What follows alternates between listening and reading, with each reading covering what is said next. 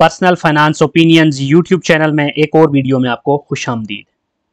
ये video dividend के मुताल्लिक़ बुनियादी और अहम मालूमात पे मुश्तमिल है और इस वीडियो का बनाने का मकसद ये है कि हमारे बहुत सारे सब्सक्राइबर्स ने चैनल के ऊपर मुख्तलिफ वीडियोस पे कमेंट्स के ज़रिए और एक और पोस्ट में जहाँ पे मैंने कहा था कि अगर आपके कोई भी सवालात हैं तो आप शेयर कर सकते हैं, तो वहाँ पर भी बहुत से ऐसे सवालात थे जिनको अगर हम देखें तो वो डिविडेंड के कॉन्टेक्स्ट में हैं और डिविडेंड के हवाले से काफ़ी कन्फ्यूजन्स भी हैं लोगों में, ख़ास तौर पे हमारे उन सब्सक्राइबर्स में जो कि नए इन्वेस्टर्स हैं स्टॉक मार्केट के अंदर। तो इस वीडियो में इस तरह के तमाम सवालात को कवर किया जाएगा और कोशिश की जाएगी कि आपके जो बुनियादी कॉन्सेप्ट्स हैं वो क्लियर हों। सबसे पहला जो सवाल है वो ये है कि कौन सी कंपनियां डिविडेंड देती हैं और क्या डिविडेंड मुस्तकिल बुनियादों पर मिलता है। इस बारे में सबसे अहम चीज़ ये जानना ज़रूरी है कि वही कंपनी डिविडेंड देगी जो कि प्रॉफिट अर्न करेगी, क्योंकि अपनी जेब में से कोई भी डिविडेंड नहीं देगा अगर कोई कंपनी लॉस में है। तो ये तो एक पहला और बेसिक क्राइटेरिया हो गया कि आपने डिफरेंट कंपनीज़ को देखना होता है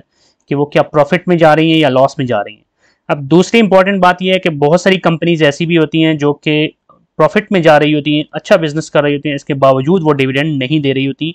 क्योंकि उनका फोकस ग्रोथ पे होता है और वो जो भी पैसा कमा रही होती हैं उसको अपने बिजनेस को एक्सपेंड करने के लिए और उसके अंदर मज़ीद बेहतरी लाने के लिए उस पैसे को यूटिलाइज़ किया जा रहा होता है। लेकिन बहुत सारी ऐसी कंपनीज होती हैं जो कि मैच्योर स्टेज पे पहुंच चुकी होती हैं और उनके यहाँ एक्सपेंशन की या ग्रोथ की इतनी कैपेसिटी नहीं होती, बल्कि वो एक ऐसे लेवल पे होती हैं कि जहाँ पर एक कंसिस्टेंट उनको परफॉर्मेंस नज़र आ रही होती है, उनकी इनकम रेगुलर हो रही होती है। तो ऐसी कंपनीज़ को वैल्यू स्टॉक्स बोलते हैं। तो स्टॉक मार्केट के अंदर या तो ग्रोथ स्टॉक्स होते हैं या वैल्यू स्टॉक्स होते हैं। तो वैल्यू स्टॉक्स खास तौर पे ऐसे स्टॉक्स होते हैं जो कि ब्लू चिप कंपनीज पे या बहुत ही स्टेबल और मैच्योर कंपनीज पे मुश्तमिल होते हैं और यही वो कंपनीज हैं जो कि नॉर्मली आपको डिविडेंड दे रही होती हैं। लेकिन अब एक और इम्पॉर्टेंट चीज़ ये है कि डिविडेंड कोई मुस्तकिल बुनियादों पर कंपनी देती है या नहीं देती, it's solely up to the company.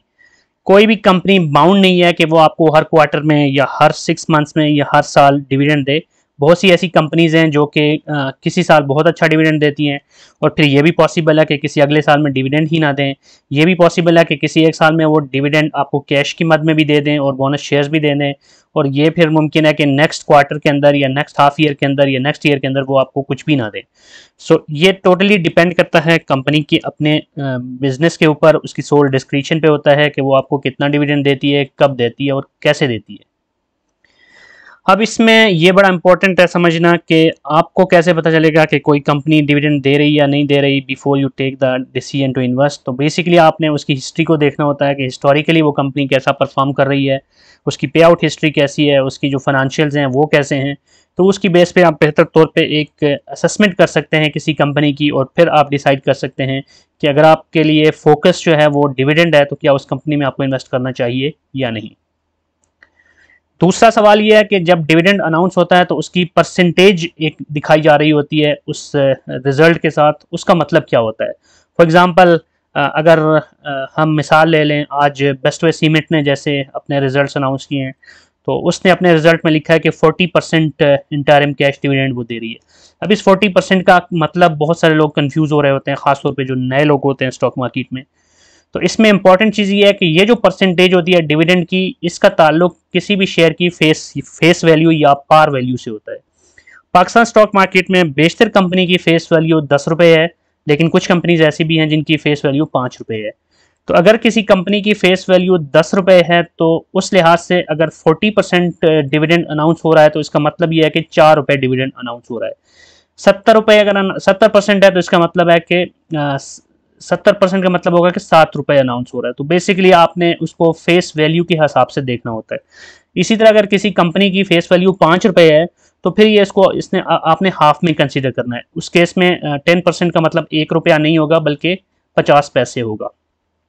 अब इंपॉर्टेंट चीज़ ये है कि डिविडेंड यील्ड का ताल्लुक डिविडेंड की जो फेस वैल्यू और परसेंटेज होती है उससे नहीं होता। बहुत सारे मेरे सब्सक्राइबर ऐसे हैं, जब मैंने एक और वीडियो बनाई थी रिसेंटली जिसमें मैंने डिविडेंड यील्ड डिस्कस की थी मुख्तलिफ कंपनीज़ की, ब्लू चिप कंपनीज़ की, तो वहाँ पर वो इसको कंफ्यूज कर रहे थे विद द डिविडेंड परसेंटेज और वो ये समझ रहे थे कि अगर किसी कंपनी की डिविडेंड यील्ड 10% है तो इसका मतलब ये होगा कि फेस वैल्यू ऑफ 10 पे वो 1 रुपया डिविडेंड दे रही है। ऐसा नहीं है। डिविडेंड यील्ड का ताल्लुक किसी भी कंपनी की शेयर की प्राइस के साथ होता है। मिसाल के तौर पर अगर एक कंपनी की इस वक्त शेयर प्राइस 100 रुपये है और अगर ट्रेलिंग 12 मंथ्स यानी एक साल में अगर हम देखें तो उस कंपनी ने अगर 20 रुपये डिविडेंड दिया है तो 100 रुपये की प्राइस के हिसाब से अगर 20 रुपये तो 1/5 बनता है।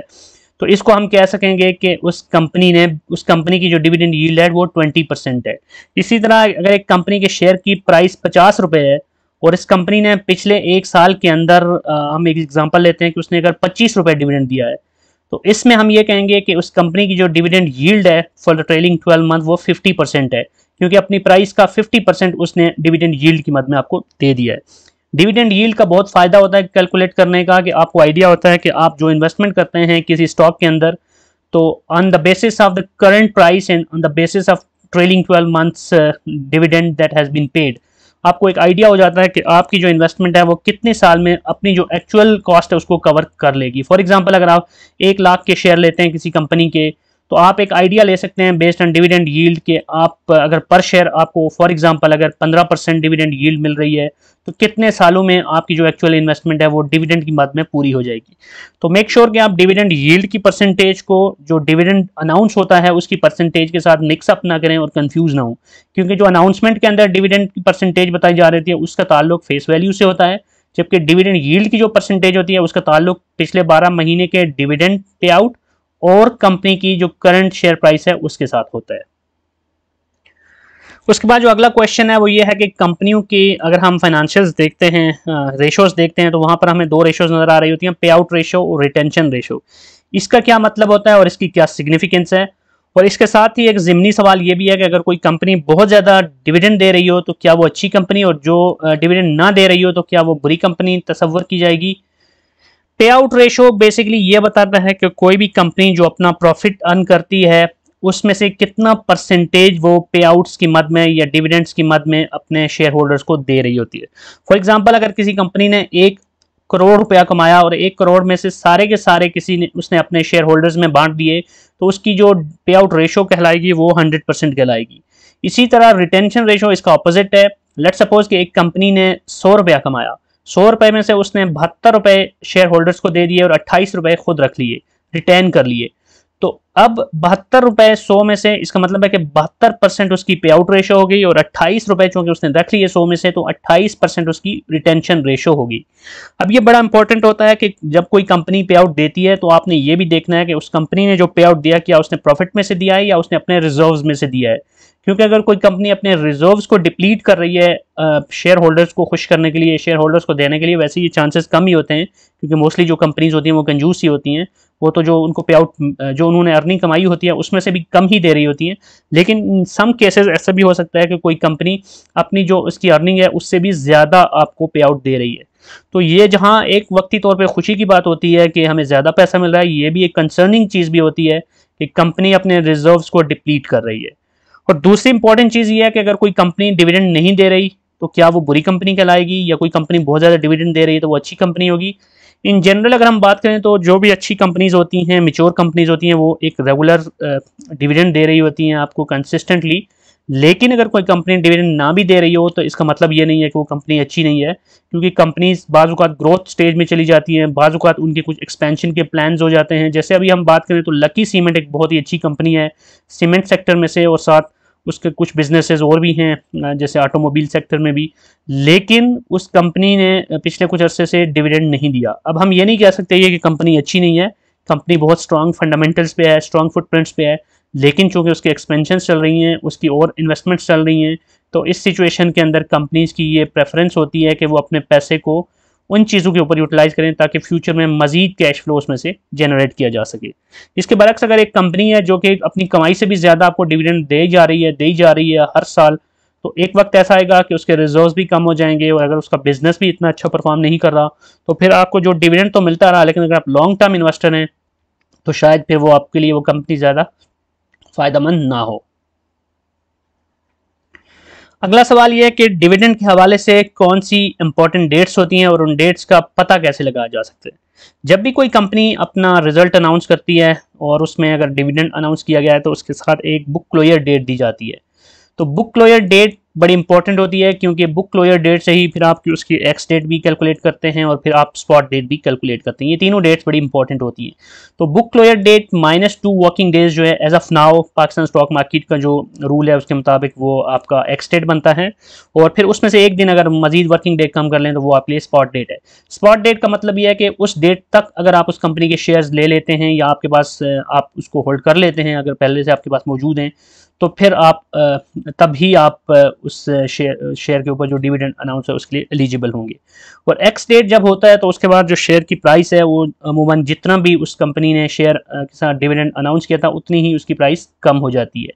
जबकि बुक क्लोजर डेट के बाद फिर जो एक्चुअल में जो डिविडेंड है या बोनस शेयर्स हैं वो आपके अकाउंट में कब क्रेडिट होंगे उसके हवाले से एज सच कोई डेट मेंशन नहीं होती। ये डिपेंड करता है कंपनीज के ऊपर। नॉर्मली उसके बाद कंपनीज महीने तक भी ले सकती हैं, और बाज़ कंपनी से ज़्यादा भी और बाज़ कंपनीज से कम टाइम लेती हैं आपके जो भी बोनस शेयर्स हैं या आपका जो डिविडेंड है कैश की मद में उसको आपके अकाउंट में क्रेडिट करने में। इसके बाद अगला इंपॉर्टेंट सवाल ये है कि डिविडेंड की जो एक्स डेट होती है उसके बाद स्टॉक की कीमत उतनी ही गिर जाती है जितना कि डिविडेंड कंपनी ने अनाउंस किया आता है। तो इस तरह नया इन्वेस्टर ये सोचता है कि फिर हमें फ़ायदा क्या हुआ, हमने तो जितना कमाया उतना वापस कम हो गया।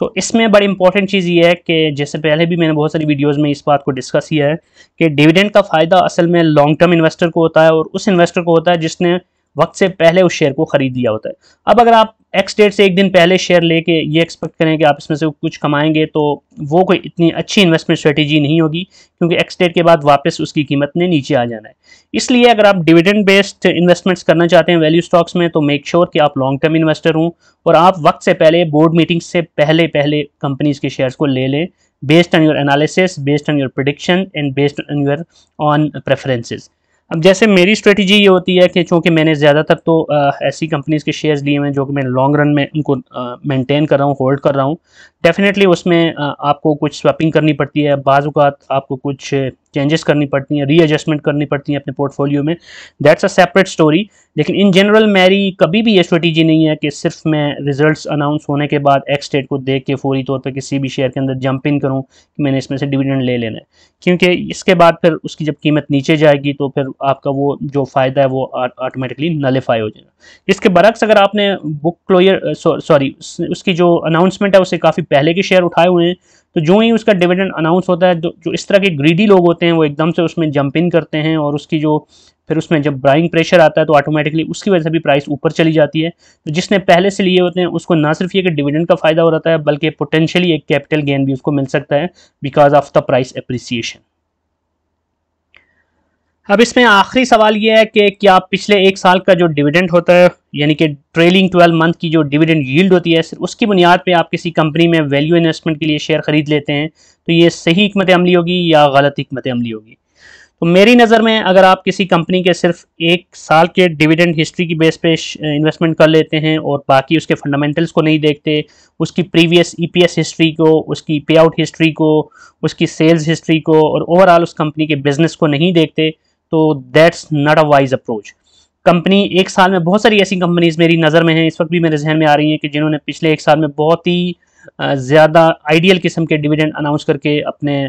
एक पोटेंशियल जो इन्वेस्टर्स होते हैं उनको खुश कर दिया और लोगों ने उनके धड़ाधड़ शेयर्स खरीदना शुरू कर दिए। लेकिन उन कंपनीज का अगर पास्ट ट्रैक रिकॉर्ड देखें तो ना तो उनका बिजनेस को इतना ज़्यादा फ्लोरिशिंग है और ना ही पास्ट में उनकी एक consistent dividend pay out history है। तो एक साल की बेस पे किसी कंपनी के अंदर जंप इन कर देना किसी भी लिहाज से एक अच्छी हिकमत अमली नहीं है। इसलिए ज़रूरी है कि किसी कंपनी के अगर आप शेयर खरीदना चाहते हैं, भले आप वो डिविडेंड बेस्ड स्टॉक्स हैं या किसी भी किस्म के स्टॉक्स हैं, तो उसके लिए आप कंपनी की लॉन्ग टर्म हिस्ट्री को देखें, कंपनी के पे आउट्स के हवाले से, अर्निंग के हवाले से, उस कैश फ्लोज के हवाले से, प्रॉफिट और लॉस के हवाले से, और ओवरऑल जो उनके एसेट्स हैं, उनकी लायबिलिटीज़ हैं, कितना लेवरेज है, बहुत सारे ऐसे फैक्टर्स होते हैं। फिर कंपनी जिस बिज़नेस में है उसके लिए मुल्क की इकोनॉमिक कंडीशंस कैसी हैं, क्या गवर्नमेंट की तरफ से उस कंपनी को उस सेक्टर के लिए कोई इंसेंटिव्स मौजूद हैं या नहीं है, फिर मुल्क के अंदर जो रुपये की डिप्रिसिएशन है या डॉलर की अप्रिसिएशन है उसका उस कंपनी या उस सेक्टर के ऊपर कितना इम्पैक्ट है। बहुत सारे ऐसे फैक्टर्स होते हैं जिन्हें आपने देखना होता है। सिर्फ ब्लाइंडली डिविडेंड यील्ड को देख के अगर आप इन्वेस्टमेंट करते हैं तो make sure I am pretty sure कि उसमें आपको लॉस होगा। So that's it from this video. अगर आपका कोई भी क्वेश्चन है किसी भी हवाले से, स्टॉक मार्केट के हवाले से, पर्सनल फाइनेंस के हवाले से, इन्वेस्टमेंट्स के हवाले से, सेविंग्स के हवाले से, तो आप कमेंट सेक्शन में लिख सकते हैं। और अगर आपको ये वीडियो पसंद आई है तो चैनल को सब्सक्राइब करना और वीडियो को लाइक करना मत भूलिएगा। Thank you very much.